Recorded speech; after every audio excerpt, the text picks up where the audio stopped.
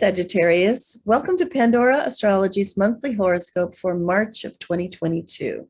We are the astrologers of Pandora Astrology. I'm Jamie Kale Miller. I'm in Berkeley, California. I'm Julia Mijas in San Francisco. Well, Sagittarius, this month's themes cover a lot of different areas of life. And if you have questions arising from this horoscope, you can find a link for the natal and transit reading in the YouTube description below. We'd be happy to answer those questions.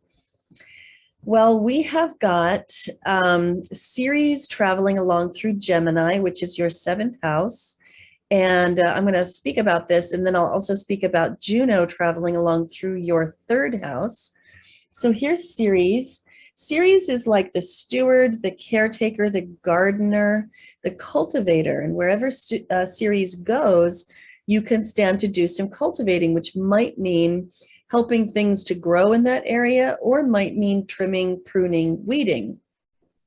And in this case, it's in the arena of relationships, one-on-one partnerships of all kinds, whether that means a spouse or a business partner or even a best friend.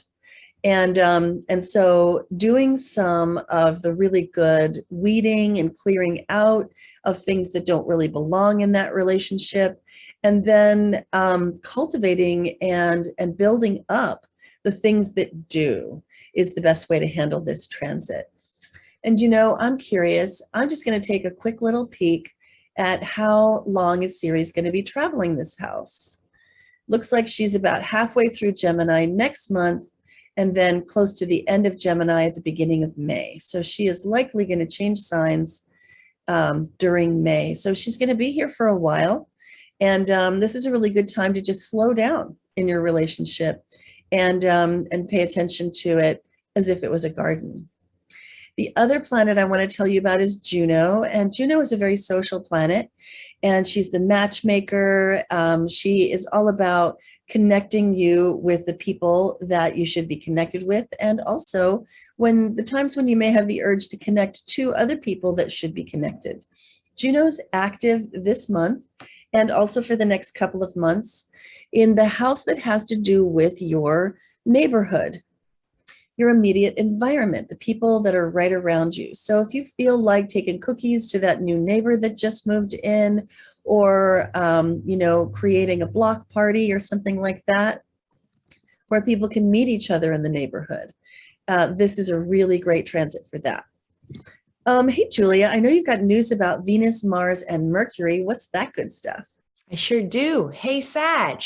We'll start with Venus and Mars because they've been traveling together for a lot of this year. I mean, last month they were traveling together in Capricorn in your second house, which we really covered in our last month's video, and they'll do so until March 5th. So if you need a refresher on that, I highly suggest you go to our last month's videos to see what that felt like in your second house. Now, after the 5th this month, they're both shifting into your third house.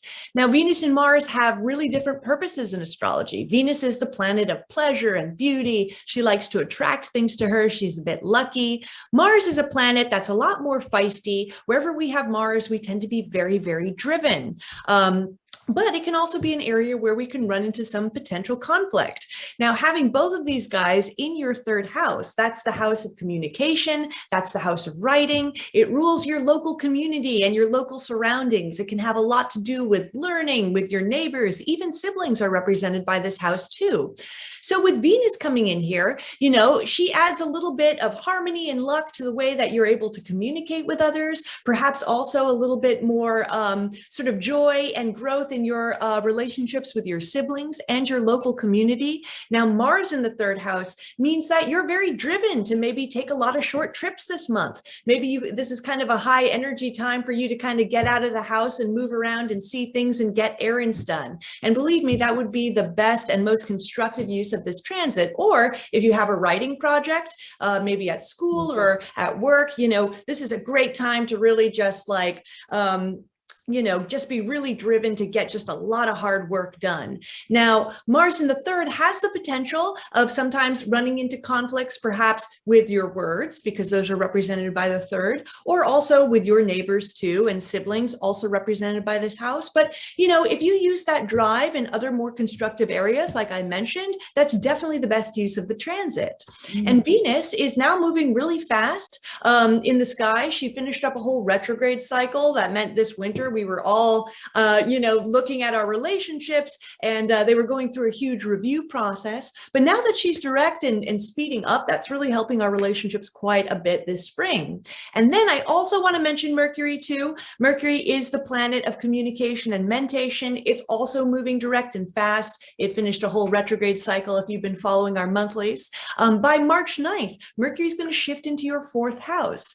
The fourth house represents your home, your physical home. It also represents either people you live with or family, if you're still living with family, or even if you're not living together anymore, the fourth will still be your brethren. And the fourth can also represent your past too. So with Mercury in the fourth, this month, your mind might be very, very preoccupied with your home and family. Maybe you're thinking about moving. Maybe you're thinking about doing some home improvement projects. And since the fourth house can also represent our past, it's also quite possible this month that your mind is on something that happened a long time ago that maybe is affecting your present. But either way, this month you can expect maybe more communication from family. And if you're living with roommates, maybe more conversations, texts, emails from them too. Well, there are a couple of moons I want to tell you about. The first one is a new moon in Pisces happening in your fourth house. We're calling this one Rationally Dreaming for the Collective because it involves some beautiful harmony with Uranus. Uranus has to do with tribe, community, groups, people of like mind. And that connects with this moon in a very sweet and harmonious way. The new moon in Pisces, well, a new moon is always going to be about rebirth. This is definitely seeds planted in darkness, in mystery. And part of where it lands for you specifically is your fourth house of home and family, domestic life, heritage, and roots. So this is a really good month for planting seeds to, particularly like seeds of kindness, of gentleness, of compassion. And that's because of the moon in Pisces, which is, very otherworldly, very spiritual, and very empathetic as well. So planting those kinds of seeds is going to bear some beautiful fruit, especially come the full moon, when the moon has traveled up here opposite to the sun, and that happens around the 17th or 18th, depending on your time zone.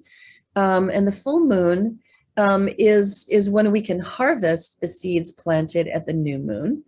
It's also a very partnership-oriented dynamic. There's still a lot of emphasis in your fourth house of home and family, so much preoccupation is there even during the full moon, but some of your attention is pulled up to the 10th house, and finding comfort and grounding yourself in the activities of your work. That can help you to bring your life into some balance. This one we're calling Realize Your Empathy Through Humble Practice. Then if you want to understand more about what that means, check out the 2 moon videos in the March 2022 news playlist on our YouTube channel, Pandora Astrology. But suffice it to say that for you specifically, these moons are very much about home life, and bringing kindness and compassion and empathy at home. And then when those seeds bear fruit at the full moon, finding balance in your work life by bringing your most practical and meticulous self. Now, the last thing I want to tell you about is the seasonal shift, which is happening on the 20th, and that's the spring equinox. We begin the month with Pisces, which I spoke about in your previous month's horoscope in February of 2022. And it's a kind of a muddy, like even confusing feel, so that when the season changes and we move into Aries, it's like a great gust of the winds of change blows through. And there's a vibrancy that happens, a quality of aliveness and excitement and enthusiasm. It's like a burst of energy comes. And that takes the sun into your fifth house, which is a house of fun and pleasure, trips to Vegas, enjoyment, games. So this is really beginning to bring a lot of attention and energy into the arena of fun. And if you're feeling at this point like, spring is springing, it's time to have fun, it's time to play, then this seasonal shift would be why. So maybe it is time to get out of the house and stop holing up and instead, get out and have fun with friends. All right, that's what we have for you today, Sag. Hope you enjoyed it.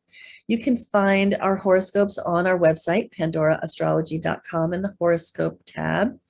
And you can also get a reading about any of the topics that came up in this horoscope in the types of readings tab. We do have classes as well on offer. And you can find the news of the month on the monthly forecast page, or you can just check out our YouTube channel, Pandora Astrology. And until next time, we'll see you around the cosmos. Bye-bye. Bye.